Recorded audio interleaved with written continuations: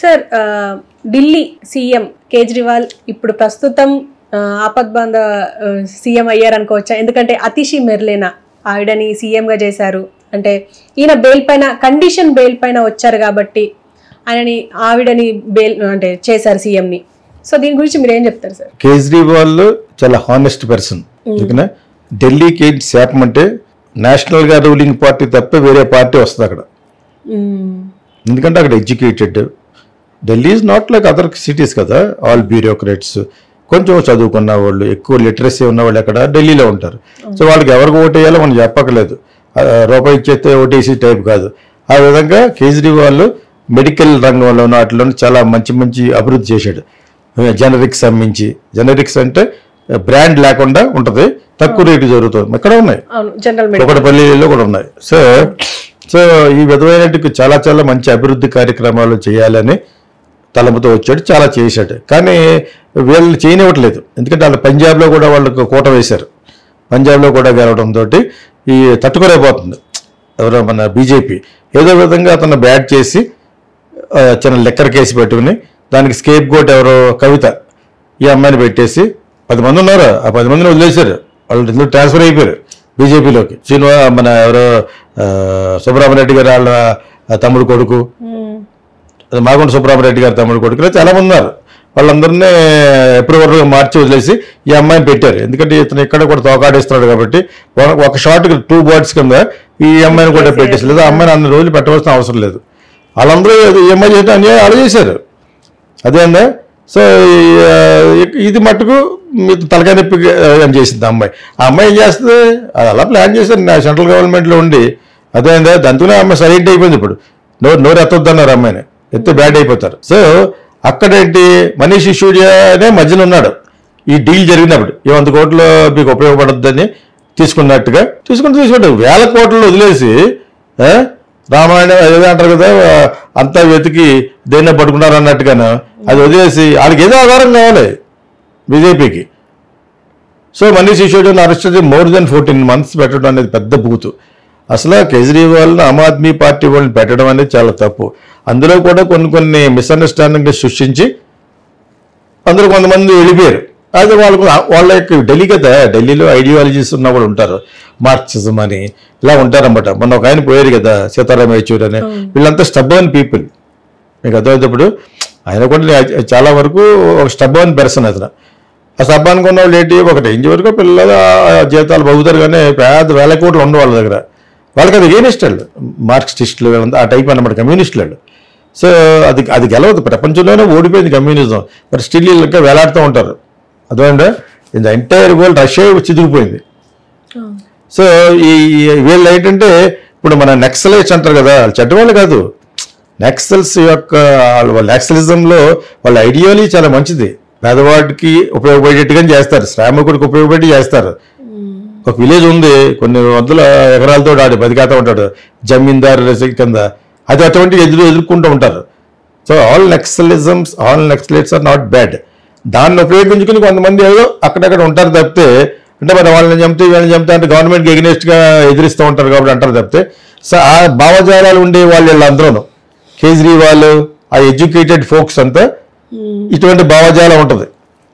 ఈ ఆశిషి మెలీనా అమ్మాయి పేరు అతిషి మెలీనా ఆవిడ ఇతనికి చాలా కావాల్సిన అనుంగ శిష్యురాలు. ఇతనికి కంపల్సరీగాను కండిషన్ బెయిల్ ఇచ్చారు. ఇవ్వకపోతే వీళ్ళకి అక్కడ కాశ్మీర్ అన్ని చోట్ల బ్యాడ్ అయిపోతారని ఇప్పటికైనా ఇచ్చేస్తాం బెటర్ని 1 నెలల ముందు ఇచ్చారు. దానికంటే 2 నెలల ముందేమో మనీష్ సిసోడియాకి ఇచ్చారు. దాని తర్వాత వచ్చి కవితకి ఇచ్చారు. ఎందుకంటే అది బ్యాడ్ అయిపోతుందని మొత్తం మీడియాలో వచ్చేసింది, ఇంటర్నేషనల్ మీడియాలో కూడా రాసేస్తుంది. న్యూయార్క్ టైమ్స్లో అట్లా రాశారనమాట. అంటే what BJP is doing is utter wrong అని చెప్పేసి, ఎస్పెషల్లీ కేజ్రీవాల్ని పెట్టడం అనేది చాలా చాలా బూతు. అతని మీద ఎక్కడ రిమార్కులు ఉండవు.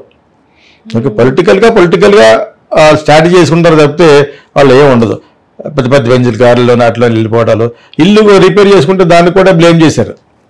మరి ఆ విధంగా అయితే బీజేపీలో చేరిపోయిన అమ్మాయి పేరు హీరోయిన్ కంగనా రనౌత్ బ్రహ్మాండం ఆఫీస్ కట్టింది. సో ఇవన్నీ ఎవరి పార్టీ అయితే వాళ్ళకి లబ్ధి చేసేటట్టుగా చేశారు. ఇక్కడ కేజ్రీవాల్కే మంచి మార్కులు వచ్చినాయి. చంద్రబాబు నాయుడు ఎలా వచ్చింది, ఆయన ఉన్న చెడ్డంతా పోయి మంచి వచ్చేసి జైల్లో పెట్టినంత మాత్రాన ఆయన హ్యాపీగా లోపల కూర్చొని ఎవరు చేసుకున్నాడా మామూలుగానే తిండాను.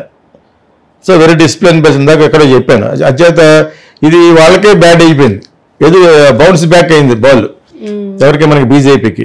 సో ఆ విషయంగా ఇతను చేసేటప్పుడు వాళ్ళు బెయిల్ కండిషన్ బెయిల్, ఎలా నెక్స్ట్ సంతకం పెట్టకూడదు, నువ్వు ఎక్కడికి వెళ్ళకూడదు, ఫారిన్ కంట్రీ వెళ్ళకూడదు.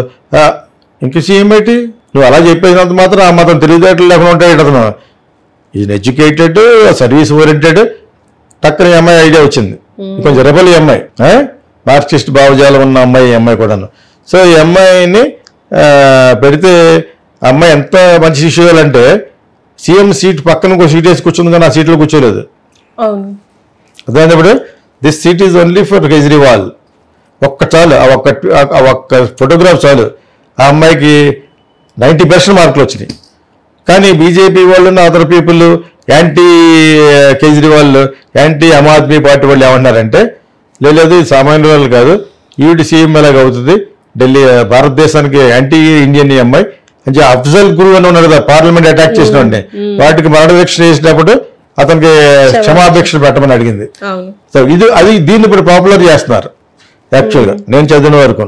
ఓకేనా, ఆవిడ అక్కడ ఆ విషయంలో క్షమాభిష్ట పెట్టడం అంటంలో హ్యూమానిటేరియన్ ఆస్పెక్ట్ ఒకటి ఉంది. మన దగ్గర 100 మందిని రేప్ చేసిన చార్లెస్ సోబ్లాజ్ కూడా అక్కడికి వెళ్ళి క్షమాభిష్ట పెట్టమంటారు ఇండియన్స్, సెంటిమెంటల్ కంట్రీ కాబట్టి. అదేం బాబు చాలా మంది చేసేంటే కూడా మరి రేపు ఉరిహేస్తున్నారు, తనకి బాధపడిపోతుంటాడు. ఆ టైప్ కంట్రీలో అది ఉండదు. అఫ్జల్ గురు కూడా పెట్టచ్చు, బికాజ్ వాళ్ళు చేయించిన వాళ్ళు వేరే. నేను సినిమాలో చెప్పాను, నాజర్ని ఇంట్రడ్యూస్ చేసేవాళ్ళు సినిమాలో కోకిల్లో. సిబిఐ ఆఫీస్ కొడతా ఉంటాడు. సిబిఐ అంటే ఏంటో తెలియదు మన వాళ్ళకి. 35 years బ్యాక్ తీసాను అది, గీసాలు తీసేసి శరత్ బాబుకి. స్టిల్ ఎవరన్నా చూడకపోతే చూడండి, కోకిల అని కొడతా ఉంటాడు లైట్లో పెట్టి. నాజర్ చంపేస్తాడు స్వామీజీని, షాపుల మీద గంటేస్తాడు. సో వాడిని కొడతాడు, నువ్వు ఎవరో ఏంటి అని కొడతా ఉంటే అతనికి కూడా మంచి డైలాగులు పెట్టాం, తెలుగు వచ్చినా రాపైన పెట్టాం, దాన్ని డబ్ చేసాం. షాయికోన్ మహాయుడు దానికి. నన్ను కాదు మీరు కొట్టేది, నేను ఒక పనిముట్టిని, నాకు ఆ పనిముట్టిని ఇచ్చామని కొట్టనంటాడు. మీకు అర్థమైంది. ఇప్పుడు ఆ విధంగా అతను క్షమాభిక్ష పెట్టమని అడిగి ఉంటుంది.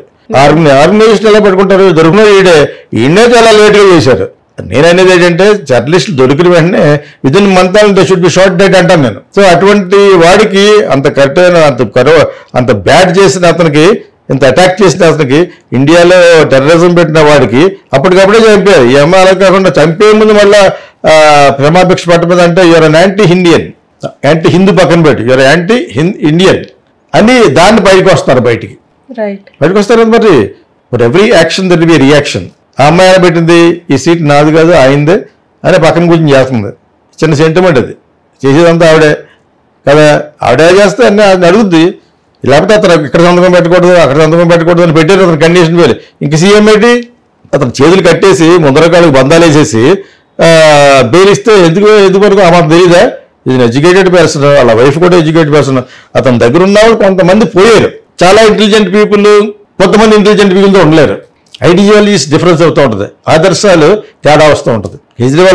కేజ్రీవాల్ కూడా ఫస్ట్ బయటకు వచ్చిన వాళ్ళందరూ ఆయన కూడా ఉన్నారనా లేరు, పెద్ద పెద్ద పేర్లు ఎందుకు కానీ. సో వాళ్ళందరూ బయటకు వెళ్ళిపోయారు. వాళ్ళ ఇండిపెండెంట్గా తీసుకుని చాలా మంచి వాళ్ళు, చాలా అభ్యుదయ భావాలు కలిసినాడు. ఎందుకు వెళ్ళిపోయారంటే అంటే అది పడదు, 2 కత్తులు ఒకే దాంట్లో ఎమడవు. ఆ విధంగా దగ్గర ఉన్న కొంతమంది ఇంటలెక్చువల్స్ వెళ్ళిపోయారు. ఆ ఒక్కటి బ్యాడ్ చేయకూడదు. బీజేపీలో ఉంటారు, మోడీ గారు అంటే ఇష్టం లేనట్టు పోతాడు ఆయన. అలాగే చెప్తాడు ఆయన, ఇలాగ ఉంటుంది ఇలా ఉంటుంది. ప్రతి కంట్రీకి వెళ్ళి ఒక మంచి పేరు తెచ్చుకొస్తున్నాడు ఆయన. ఇక్కడ ఎలా డ్యామేజ్ అయినా కూడా అక్కడ మటుకు మోడీ గారికి హర్షధ్వానాలు పెడతారు. ఇండియా ఈజ్ సూపర్ పవర్ అంటానికి కారణం ఈయనే అంటున్నారు. అంతకుముందు చేసిన వాజ్పేయిని కూడా గుర్తు చేయట్లేదు. వీళ్ళు ఎంత పబ్లిసిటీ పిచ్చోళ్ళు అయిపోయారంటే వాజ్పేయి అండ్ వీళ్ళంతా బీజేపీ. అందరికంటే గొప్పవాడు ఎవడో బీజేపీలోనూ వాజ్పేయి ఈజ్ ద మ్యాన్. ఆయన చేసేది పక్కన పెట్టారు. ఇప్పుడు అసలు ఆయన పట్టుకురావట్లేదు. అక్కడున్న ఎల్కే అద్వానీ వీళ్ళందరూ పేర్లు రాకూడదు మీడియాలో. అవసరం వాడికి పద్మభూషించి కూర్చోబెడతారు బతుకుంటేనే. అదే మీకు వీళ్ళ మట్టుకు వీళ్ళ పేరే రావాలి. బీజేపీ అంటే వీళ్ళే కాదు, ముందు వాజ్పేయి. మోడీ గారు జడ్డీలు వేసుకున్న టైంలో పార్లమెంట్లో లెగిసి మాట్లాడేవాడు. ఆయన వినటానికి ఆయన పాటలు అప్పుడు మీడియా లేకపోయినా కూడా రేడియోలో వినేవారు. వాజ్పేయి ప్రైమ్ మినిస్టర్ కానికితో మాట్లాడిన మాటలు అంటే ఇండియాలో ఉన్న ఇంటలెక్చువల్ అందరికి కూడా క్రేజ్. అంత బాగా మాట్లాడేవాడు అనమాట ఆయన. మోడీకి సరిపోరు యాక్చువల్గా. ఇప్పుడు వాళ్ళు ఎవరిని కూడా పక్కన పెట్టి ఇళ్ళకి పేరు వచ్చేది చేస్తున్నారు. ఇక్కడ కూడా యాంటీ ఉంటారు, ఇప్పుడు కూడా ఉంటారు, పోతారు అంతే. లక్చరీ ఎవడైతే యాంటీ మాట్లాడాడో పోతారు. నేను మన వాస్తవం మాట్లాడకుండా, but still I like Modi because వేరే దేశాల్లో చాలా బాగా ప్రవర్తిస్తాడు ఆయన, బ్రహ్మాండంగా మాట్లాడతాడు. ఏ మాటగా మాట్లాడుకోవాలంటే ఈ అమిత్ షా సరిపోరు, కానీ ఆయన ఒక్కడే ఆ స్టేజ్ ప్రతి కంట్రీ లీడర్ చేతులు పట్టు దేవుడికి వెళ్ళిపోయాడు. పెద్ద కంట్రీ ఒకటి ప్లస్ మోడీ అంత క్రేజ్ వచ్చేసింది నేషనల్ మార్కెటింగ్లో. సో ఇప్పుడు కేజ్రీవాల్ ఈ అమ్మాయిని పెట్టడంలో కారణం అతను ఉన్నట్టే, ఆ చేతిలో పెన్లాగా అర్థమైందా. బట్ ఆ అమ్మాయి కూడా ఇంటెలిజెంటే, they are all intelligent people యాక్చువల్గా. ఇప్పుడు ఈయన చెప్పినట్టే జరగాలంటే వాళ్ళు పెట్టిన కండిషన్కి చేయలేడన ఏం చేస్తాడు చూద్దామని పెట్టారు. ఇది జైలు నుంచి రావడంతో ఐడియా మార్చాడు, నేను కాదు సీఎం ఆవిడని. చదువుకున్నవాడికి చదువుకు ఆ మాత్రం తెలీదా? దానికి దెబ్బైపోయారు వాళ్ళు. రైట్, మీకు అర్థమైందా. This will effect Kashmir also, this will effect Haryana. Haryana ఏంటంటే ఢిల్లీకి అలా డ్రైవ్ చేసుకుని వెళ్ళిపోవచ్చు, దట్ ఈస్ హర్యానా. అదేందా మీకు, అంటే that this will effect everywhere. అది వీళ్ళు యాంటిసిపేట్ చేయలేదు. వీడు సీఎంగా ఉన్నప్పుడు ఏదో విధంగా నొక్కుదాం అని చూస్తారు, అది తప్పది.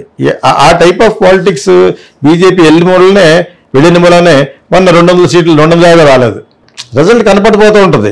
అదేవిధంగా రాహుల్ గాంధీ మొన్నటి వరకు చాలా బాగా మంచి మంచి మాటలు మాట్లాడారు, ఫారెన్ వెళ్ళి వాగాడు, అక్కడ బ్యాడ్ అయిపోయాడు.